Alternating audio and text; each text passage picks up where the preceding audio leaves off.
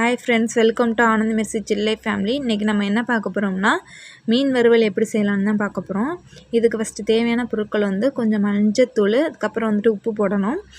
அதுக்கு அப்புறம் ஒரு மிக்ஸி ஜார்ல மிளகு, சோம்பு, அதுக்கு அப்புறம் 2-3 பல் பூண்டு போட்டுக்கங்க. அதை நான் காமிக்கல.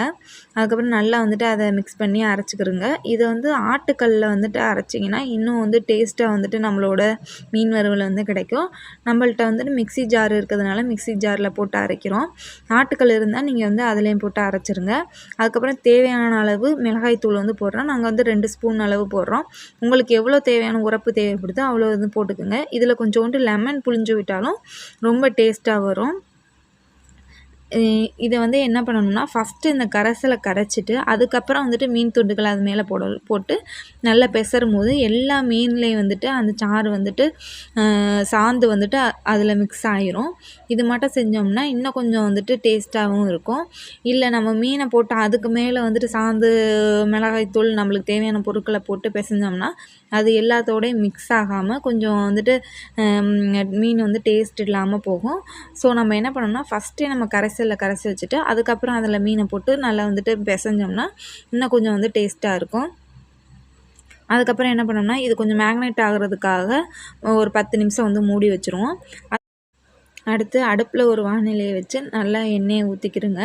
கொஞ்சம் கடலை எண்ணெய்னா இன்னும் கொஞ்சம் டேஸ்ட்டாக இருக்கும். அதுக்கப்புறம் நம்ம மீனை ஒவ்வொன்றா எடுத்து போடலாம். நம்ம மீனில் போடுறது ஒரு வானிலையில் ஃபுல்லாக போட்டுறக்கூடாது. அதுக்கு தேவையான அளவு கொஞ்சம் கொஞ்சமாக போட்டு வறுத்தா தான் நம்மளுக்கு மீன் உடையாமல் நீட்டாக வரும். அதை விட்டுட்டு எல்லாம் ஃபுல்லாக நிரப்பி வச்சு அதை மீனை வறுக்கக்கூடாது. அப்படி இருந்தால் கொஞ்சம் உடஞ்சி கொஞ்சம் மீன் டேஸ்ட் இல்லாமல் போயிடும். அதுக்கப்புறம் என்ன பண்ணால் கொஞ்சோண்டு கருவேப்பிலையை அதில் போட்டோம்னா இன்னும் கொஞ்சம் டேஸ்ட்டாக வரும். உங்களுக்கு தேவையான வெங்காயம் கூட கொஞ்சம் போட்டு அதில் ஆட் பண்ணிக்கலாம். அப்படி பண்ணோம்னாலும் இன்னும் அவ்வளோ டேஸ்ட்டாக வரும்.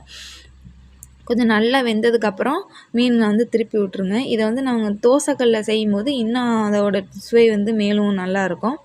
நம்ம பேனில் செஞ்சுக்கிட்டு இருக்கோம். நீங்கள் தோசைக்கல்லில் செஞ்சிங்கன்னா அது ஒட்டாமல் கீழே இது பண்ணாமல் வரும். நல்லா எண்ணெயை ஊற்றி நல்லா பொரிங்க. இதே மாட்ட மீன் வறுவலை செஞ்சு உங்கள் வீட்டில் இருக்க எல்லோரையும் இம்ப்ரெஸ் பண்ணுங்கள். மறக்காமல் நம்ம சேனலை சப்ஸ்கிரைப் பண்ணுங்கள், ஷேர் பண்ணுங்கள். பாய்.